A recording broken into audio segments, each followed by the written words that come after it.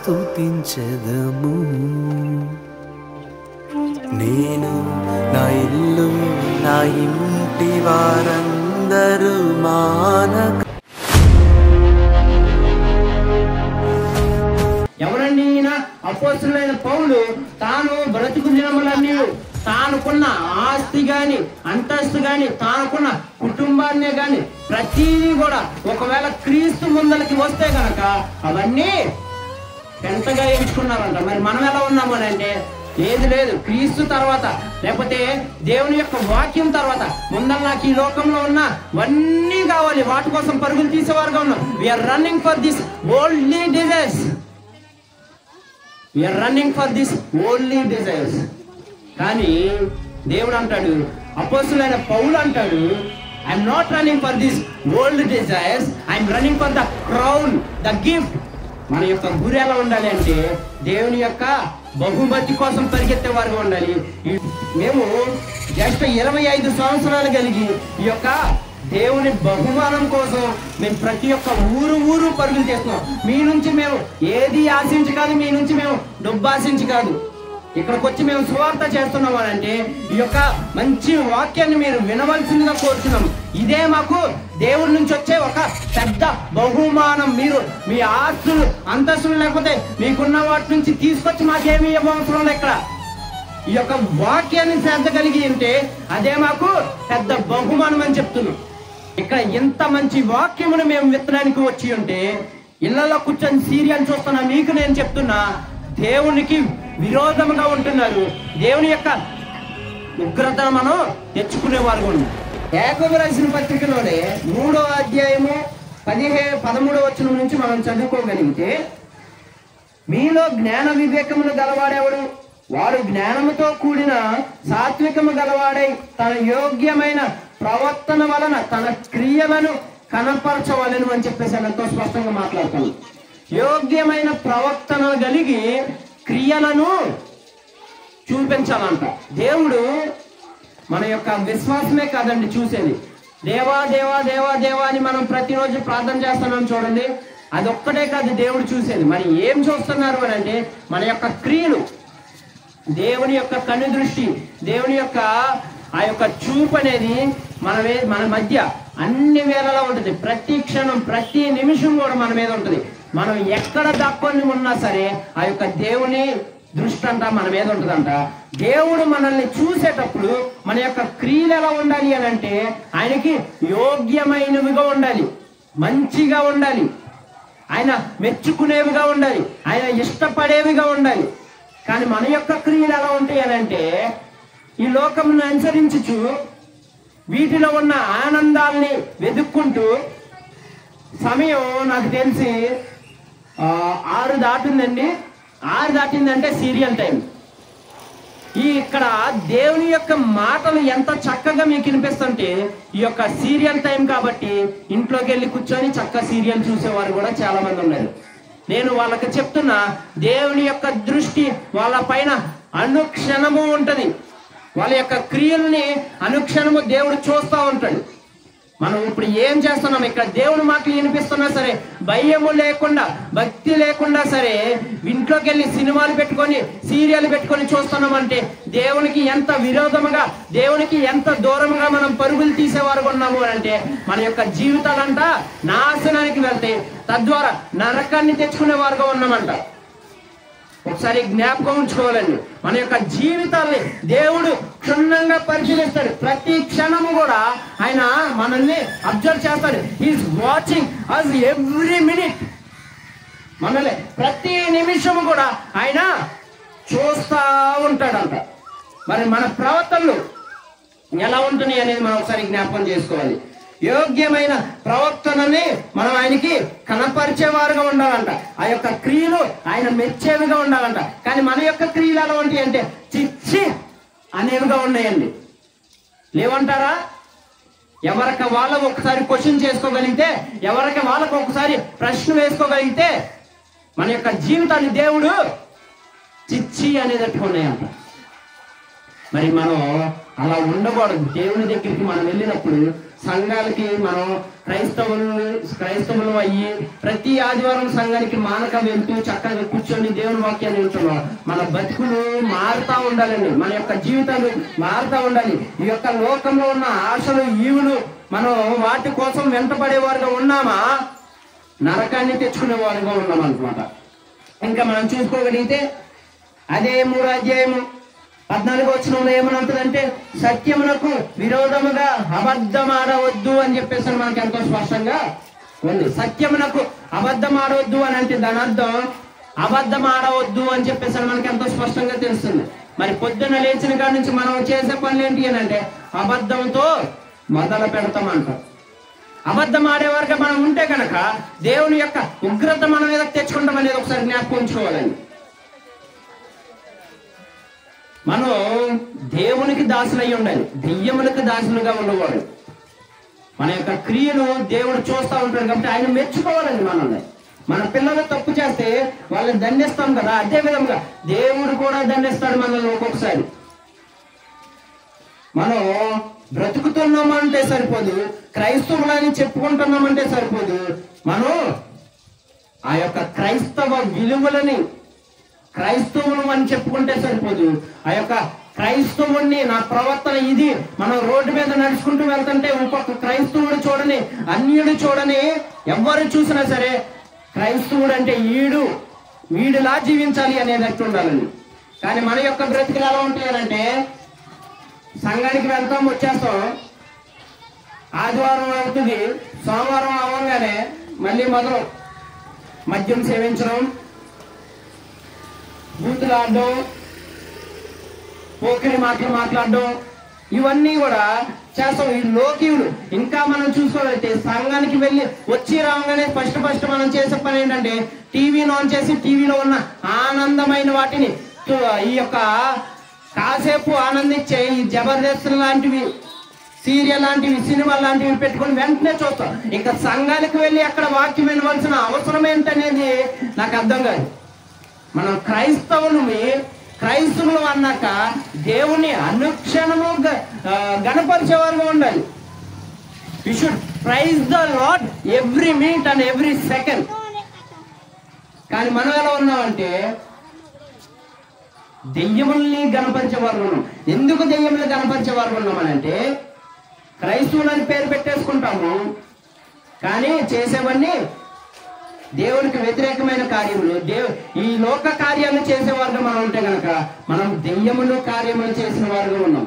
ఇంకా మనం చూసుకోగలిగితే సమయం త్వరపడుతుంది కాబట్టి ఫిలిప్పీలకు రాసిన పత్రిక 3వ అధ్యాయము 7వ వచనం నుంచి మనం చదువుకోగలిగితే అపొస్తలుడైన పౌలు అంటాడు, ఆయన క్రీస్తు ముందు ఈ లోకంలో ఉన్నవన్నీ నాకు వ్యర్థము అని చెప్తాడు. మరి మనం ఎలా ఉన్నామంటే ఈ లోకంలో ఉన్నవన్నీ నాకు ముందల, తర్వాతే క్రీస్తు. ఒకసారి మనం గమనించుకోవాలి, మన యొక్క జీవితాలు ఎలా ఉన్నాయి అనేది మనం గమనించుకోవాలి. చదువుకోగలిగితే 3వ అధ్యాయము 7వ వచనము, నిశ్చయముగా నా ప్రభువైన యేసు క్రీస్తు గూర్చిన అతిశయ శ్రేష్టమైన జ్ఞానము నిమిత్తమైన సమస్తమును నష్టముగా ఎంచుకొంచున్నాడంట. ఎవరండి ఈయన? అపోస్తలుడైన పౌలు తాను బ్రతుకు దినములన్నీ తానుకున్న ఆస్తి గాని, అంతస్తు గాని, తానుకున్న కుటుంబాన్నే గాని ప్రతిదీ కూడా ఒకవేళ క్రీస్తు ముందలకి వస్తే గనక అవన్నీ ఎంతగా ఎంచుకున్నారంట. మరి మనం ఎలా ఉన్నామని అంటే లేదు క్రీస్తు తర్వాత, లేకపోతే దేవుని యొక్క వాక్యం తర్వాత ముందర నాకు ఈ లోకంలో ఉన్న అన్నీ కావాలి, వాటి కోసం పరుగులు తీసేవారుగా ఉన్నాం. We are running for this only desires, we are running for this only desires. కానీ దేవుడు అంటాడు, అపోస్తలుడైన పౌలు అంటాడు, I'm not running for this old desires, I'm running for the crown, the gift which is given by the lord almighty. మన యొక్క గురి ఎలా ఉండాలి అంటే దేవుని యొక్క బహుమతి కోసం పరిగెత్తే వారుగా ఉండాలి. ఈ లోకంలో మనుషులు ఇచ్చే వాటి కోసం పరిగెత్తే వారుగా ఉండేవాడు. అపోస్తలుడైన పౌలు అంటాడు, సమస్తము everything is nothing in front of Jesus అని చెప్తాడు. దేవుని ముందర ప్రతిదీ నాకు వ్యర్థము. మనం ఎలా ఉన్నామనంటే జ్ఞాపకం చేసుకోవచ్చు. మనల్ని మనం క్వశ్చన్ చేసుకోగలిగితే if you question our self మనకు అర్థమవుతుంది మనం ఎలా ఉన్నామనేది.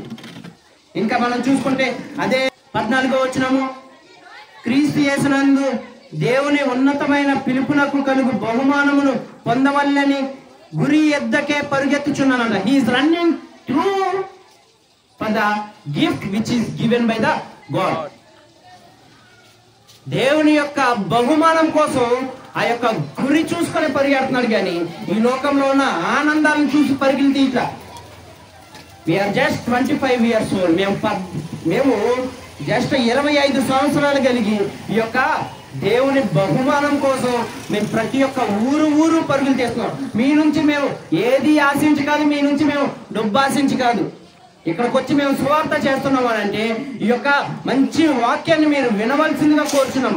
ఇదే మాకు దేవుడి నుంచి వచ్చే ఒక పెద్ద బహుమానం. మీరు మీ ఆస్తులు అంతస్తులు లేకపోతే మీకున్న వాటి నుంచి తీసుకొచ్చి మాకేమీ అవసరం లేదు. ఇక్కడ ఈ యొక్క వాక్యాన్ని శ్రద్ధ కలిగి ఉంటే అదే మాకు పెద్ద బహుమానం అని చెప్తున్నాం. అపోస్తలుడైన పౌలు చెప్తున్నారండి, నేను ఈ లోకంలో ఉన్నవన్నీ వ్యర్థముగా చూసి నేను కేవలం పరుగులు తీసేది దేనికోసము అని అంటే I'm running for the gift అని చెప్తున్నాడు. అది ఈ లోకమైంది కాదు, బట్ పరలోకం నుంచి దేవుడు నాకు ఇచ్చే ఆ యొక్క గొప్ప కిరీటం కోసం పరుగులు తీస్తున్నానని చెప్తున్నాడు. మనం ప్రతి ఒక్కరికి మన యొక్క జీవితాలను పరిశీలన చేసుకుంటే చాలా వరకు అర్థమవుతుంది. అదే అధ్యాయంలో 3వ అధ్యాయము 19వ వచనం కనుక చూసుకుంటే చాలా మంది వాళ్ళు యొక్క జీవితాన్ని ఎలా చూసుకుంటారు అంటే నాశనమే వారి అంతము, వారి కడుపే వారి దేవుడు, వారు తాము సిగ్గుపడవలసిన సంగతులు యందు అతిశయపడుచున్నారు, భూ సంబంధమైన వాటి యందే మనస్సు నుంచుదురు. ఎలా ఉన్నారంట? భూ సంబంధమైన వాటి మీద మనస్సు నుంచుతూ వాడి కడుపే వాడి దేవుడు, అంటే నా కడుపే నాకు దేవుడు అని చెప్పేసని లోకం వైపు పరుగులు తీస్తూ ఈ యొక్క కడుపు 3 పూట్ల కడుపు నిండితే సరిపోద్ది అని అనుకునే వ్యక్తిత్వంలో ఉన్నాం ప్రతి ఒక్కరు. కానీ అపోస్తలుడైన పౌలు చెప్తున్నారు, మన కడుపును మనం చూసుకునే వారుగా ఉండేవారుగా. మనం ఈ యొక్క లోకంలో ఉన్న ప్రతి దాని కోసం ఆశ కలిగి ఉంటున్నాం, లోకంలో ఉన్న ప్రతి దానిలోనూ ఆనందం చూసుకుంటున్నాం. ఆ యొక్క కడుపే నా యొక్క దేవుడు అని చెప్పేసి అని చూసుకుంటున్నాం. లేకపోతే ఇంట్లో కూర్చొని సీరియల్ చూసుకుంటూ సినిమాలు చూసుకుంటూ మన యొక్క కాలాన్ని గడిపేస్తున్నాం. మేము ఆ ఆనందాలన్నింటినీ వదులుకొని లోకంలో ఉన్న ఆ తుచ్చమైన ఆనందాల్ని, వ్యర్థమైన ఆనందాల్ని, ఆ యొక్క కాసేపు ఉండే ఆనందాల్ని వదులుకొని ఈ యొక్క వీధి సువార్త పట్టుకొని ఊరూరు తిరుగుతూ ఆయన యొక్క మహిమను గణపరిచేవారుగా ఉన్నాం. ప్రతి ఒక్కరికి ఆయన యొక్క వాక్యంని ప్రచారం చేసేవారుగా ఉన్నాం. మనలో కనీసం మన పక్కింటికి వెళ్ళి చెప్పలేని స్థితిలో ఉన్నాం. దేవుని వాక్యాన్ని పక్కింటికి వెళ్ళి చెప్పేవారు ఉన్నారా? పక్కింటికి వెళ్ళి కాదు, కనీసం మన ఇంట్లో చెప్పేవారు ఉన్నారా అంటే అబ్బే మాకు సీరియల్ సినిమాలే ఇంపార్టెంట్, దేవుని వాక్యం తర్వాత మాకు ఈ ఆనందమే కావాలి, ఈ లోకానందమే కావాలి. దేవుని వాక్యంని పట్టుకొని ఆ యొక్క మాధుర్యంని, ఆ యొక్క రుచిని చూడగలిగిన వారుగా ఉంటే కనుక మీ ఇంట్లో ఆ మార్పు చెందుతారు. మీ ఇల్లు మారడమే కాదు, ఇలా మాకులాగా ప్రతి ఒక్క ఊరు వెళ్ళి సువార్త చేసేవారుగా ఉంటారు. ఆఖరిగా మనం ముగించుకోగలిగితే హెబ్రీయులకు రాసిన పత్రికలో 10వ అధ్యాయము 5వ వచనం కనుక మనం చదువుకోగలిగితే, మొదటగా నేను చెప్పినట్టు మేము మీ దగ్గర నుంచి డబ్బు ఆశించో లేకపోతే వేరే ఏదో ఆశించో మీ దగ్గరికి రాలేదు. మేము ఎందుకు ఇక్కడికి వచ్చాము అంటే మా ఆత్మలు రక్షింపబడ్డాయి, క్రీస్తుని మేము నమ్ముకున్నాము, మాకులాగా మీరు రక్షింపబడండి అని చెప్పడానికి వచ్చాము. ఒకసారి హెబ్రీయులకు రాసిన పత్రిక 10వ అధ్యాయం 5వ వచనం, బలియు అర్పణయు నీవు కోరలేదు గాని నా కొరకు శరీరము అనపరిచితివి, పూర్ణ హోమములను పాప పరిహారార్థ బలులను నీకు ఇష్టమైనవి కావు. అప్పుడు నేను గ్రంథము చుట్టలోనున్న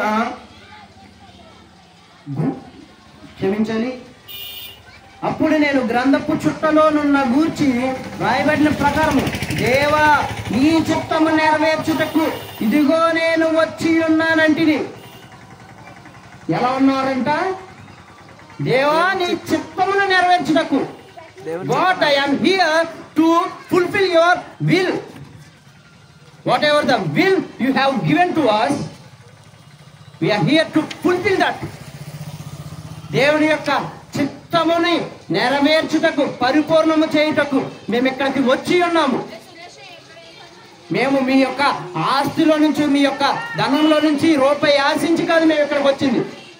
దేవుడు కూడా అదే అంటున్నాడు, మనకు ఒక శరీరం ఇచ్చాడంట. We have our own body and flesh. దేవుడు దానికోసం వచ్చాడంట. ఆ యొక్క బాడీని, ఆ యొక్క శరీరంని ఆయనకి యోగ్యమైనదిగా, సక్రమం కలిగినదిగా ఆయనకి సమర్పించేవారుగా ఉండాలంట.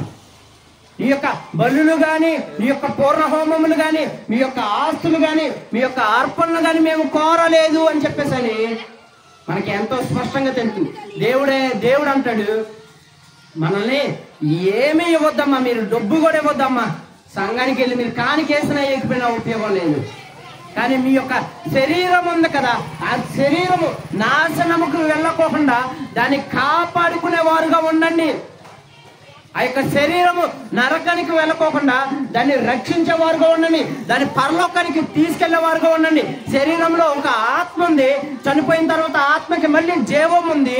ఆ జీవములో మనం నిత్యము జీవించేవారుగా ఉండాలని చెప్పేసి చెప్తున్నారు అన్నమాట. ఈ లోకంలో ఉన్న ఆనందాల కోసం మనం చూసుకొని పరుగులు తీసేవారు ఉంటే కనుక we are ready to have the gift of hell. ఏంటంట? We are ready to have the gift of hell.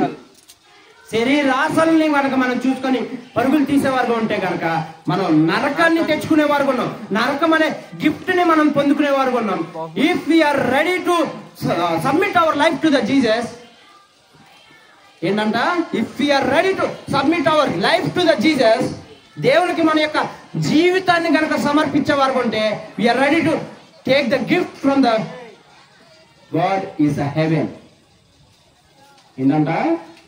We are ready to have the gift of heaven from the Lord. దేవుని దగ్గర నుంచి మనం పరలోకాన్ని తెచ్చుకునేవారుగా ఉంది. అందరూ జ్ఞాపకం ఉంచుకోవాలండి. మేము సమయము ఎంత అవుతున్నా సరే, చీకటి పడినా సరే, మేము వాక్యాన్ని చెప్పడానికి వెనుతిరగక ఈ యొక్క వాక్యాన్ని చెప్తున్నాం. శరీరం అనేది అశాశ్వతమైనది. శరీరంలో మనకి ఒక ఆత్మ ఉంది. ఆ ఆత్మకి పరలోకం అనేది ఒకటి ఉంది, నరకం అనేది ఒకటి ఉంది. నరకానికి వెళ్తే నిత్యము మరణము చెందుతూ ఉంటాం. మరణము చెందడం అని అంటే బ్రతికే ఉంటాం, కానీ ఆ యొక్క వేదన ఎలా ఉంటుంది అంటే మరణానికి మించిందిగా ఉంటుంది. పరలోకంలో నిత్యము ఆనందిస్తూ దేవునితో సహోదరుల వల్లే జీవిస్తూ ఉంటాం. నరకంలో అగ్ని ఆరదు, పురుగు చావదు. ఏదన్నా ఒక మంటేసి మనం దానిలో ఏదైనా ఒక పురుగునేయండి, నిమిషంలో సస్తుంది. కానీ నరకం అంటే అది కాదు. అనుదినము కాలుతా ఉంటది, అనుదినము ఆ శ్రమను అనుభవిస్తూ ఉంటాం. కాబట్టి చాలా జాగ్రత్త కలిగి ఉండాలి. ఇక్కడ ఇంత మంచి వాక్యమును మేము విత్తడానికి వచ్చి ఉంటే, ఇళ్లలో కూర్చొని సీరియల్ చూస్తున్నా మీకు నేను చెప్తున్నా, దేవునికి విరోధముగా ఉంటున్నారు. దేవుని యొక్క ఉగ్రతను మనం తెచ్చుకునేవారుగా ఉన్నాం. దేవుడి నుంచి మనం తప్పించుకునేవారుగా ఉండవండి. ఎందుకంటే ఆయన మనల్ని అనుక్షణము చూస్తూ ఉంటారు. ఆయన యొక్క కనుచూపు మన మీద అనుక్షణం ఉంటుంది.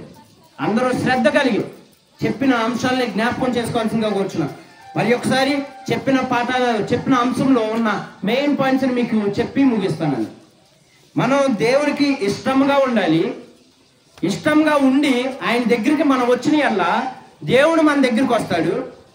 మన యొక్క ప్రవర్తన యోగ్యమైనదిగా ఉండాలి. మన యొక్క విశ్వాసంని, ప్రవర్తనని, మన యొక్క క్రియలను కూడా దేవుడు చూస్తాడు అనుక్షణము. అదేవిధంగా సమస్తమును వ్యర్థమని ఆలోచించి దేవుడే ముఖ్యము అని చెప్పేసి ఒక భావన కలిగి మనం ఉండాలి. మనం ఒక బహుమానం మనకుంది, ఆ బహుమానం కోసం పరుగులు తీసేవారుగా ఉండాలి. మన కడుపును మనం చూసుకునేవారు ఉంటే మనం దెయ్యముకి దాసులుగా ఉన్నాము. మన కడుపును కావాలి దేవుని వైపు చూసేవారు ఉంటే కనుక మనం పరలోకానికి, దేవునికి దాసులుగా ఉన్నాము. ఆఖరిగా మనం దేవునికి అన్ని సమర్పించుకోవాల్సిన మనకు ఒక శరీరం ఏర్పరచబడింది. ఆ శరీరాన్ని సమర్పించుకుంటే సరిపోద్ది.